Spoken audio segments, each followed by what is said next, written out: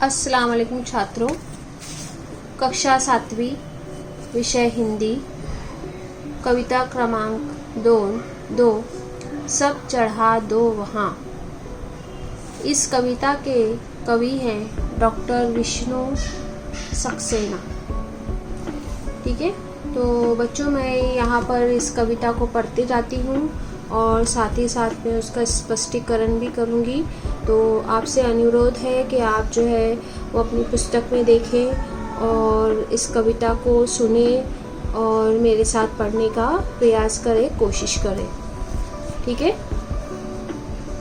एक दिन फूल से तितलियों ने कहा, कैसे रहते हो खुश तुम हर एक हाल में। फूल बोला कि खुशबू लुटाता हूँ मैं, जबकि रहता हूँ कांटों के जंजाल में। एक दिन फूल से, जैसे कि यहाँ पे चित्र में ही आपको दिखाई दे रहा है कि फूल है और तितलियाँ जो है वो फूल के ऊपर मंडरा रही है।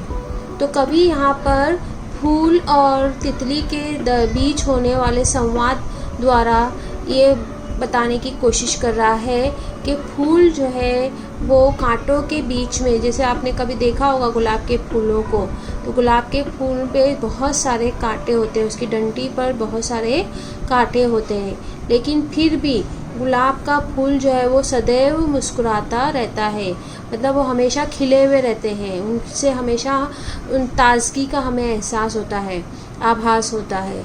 तो यही जो है ये चर्चा फूल और तितलियों के बीच में हो रही है कि फूल ने पूछा, एक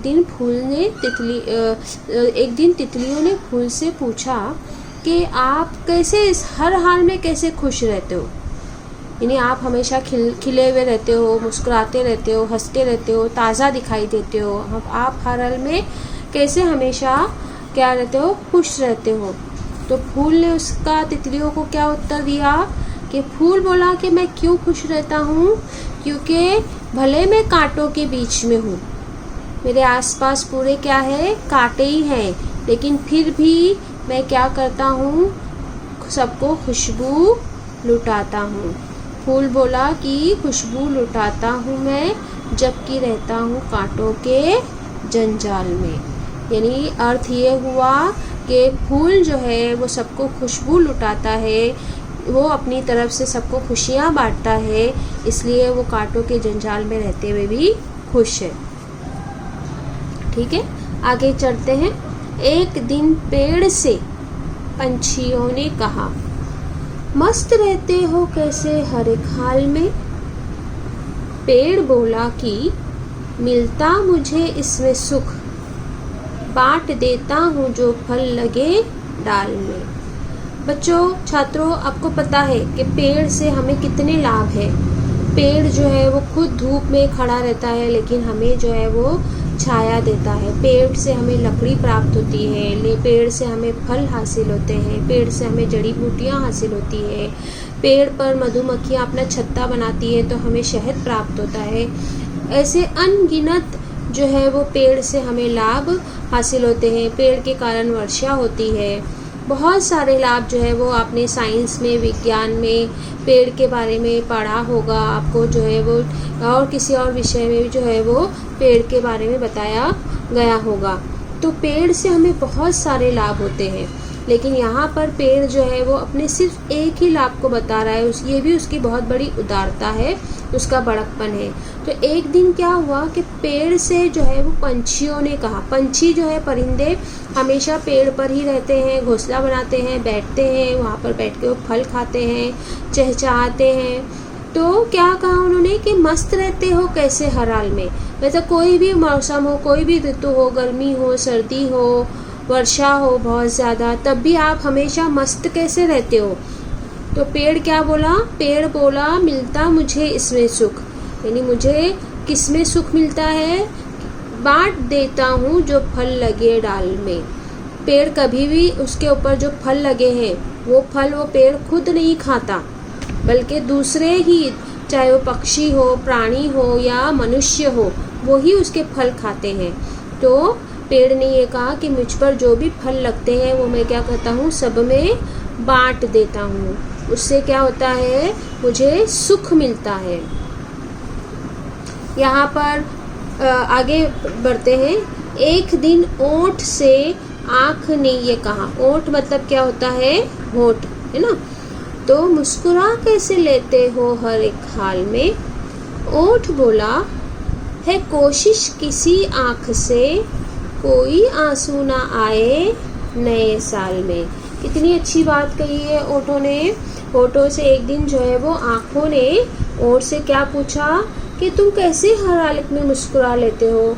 कभी कभी कैसा होता है कि हमारा जो है वो समय अच्छा नहीं हो, हम जो है वो दुखी हो, फिर भी हम दूसरों की खुशी के लिए हम क्या करते हैं, अपने आंसू छुपाकर हम क्या करते हैं, आंसू तो छुपा लेते हैं, लेकिन सामने वालों को ये बताने के लिए कि हम अंदर से खुश हैं, हम अंदर से प्रसन्न हैं, हम क्या करते हैं, सिर्फ केवल हम क्या कर देते हैं, मुस्कुरा देते हैं, है ना।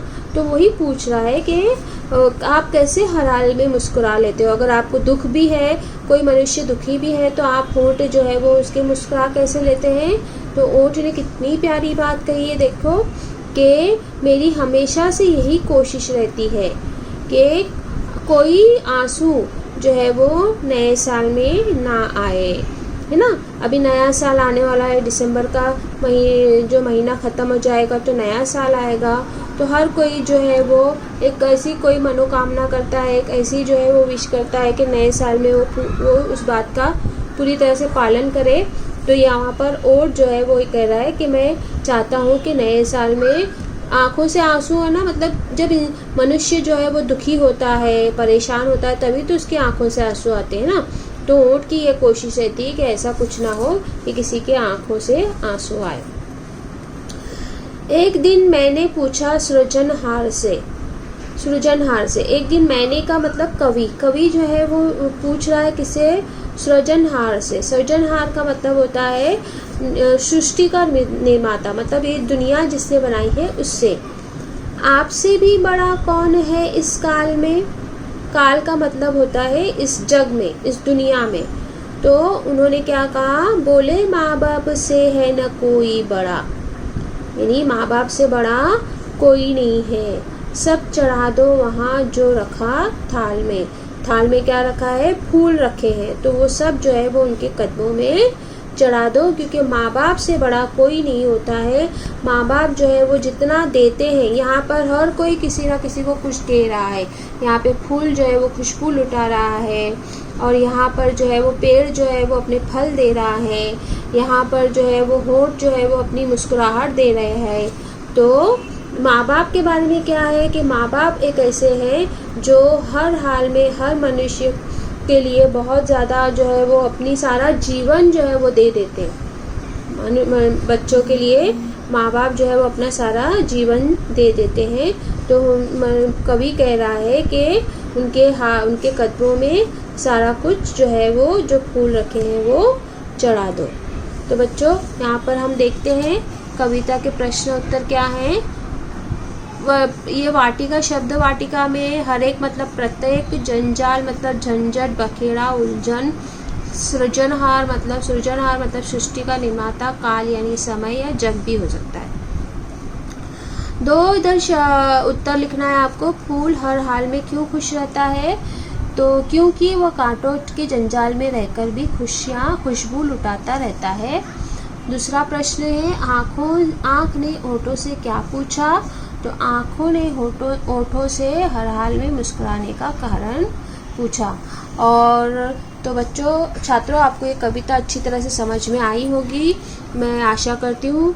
और यहाँ पर आपको होमवर्क में जो है वो आपको कविता देखकर बहुत ही सुंदर अक्षरों में लिखना है। और अगर आपको कला का शौक़ है, कला करना पसंद है, ड्राइंग करना पसंद है, तो आप जो है वो ये साइड पे इस तरह की ड्राइंग भी बना सकते हैं, कलर कर सकते हैं। और कविता ही आपको लिखनी है सुंदर अक्षर में, और ये 2 प्रश्नों के उत्तर लिखने हैं। इसके आगे का जो ये व्याकरण का जो भाग है वो मैं आपको जूम लेक्चर पर मैं आपको बताऊंगी। अल्लाह हाफिज़।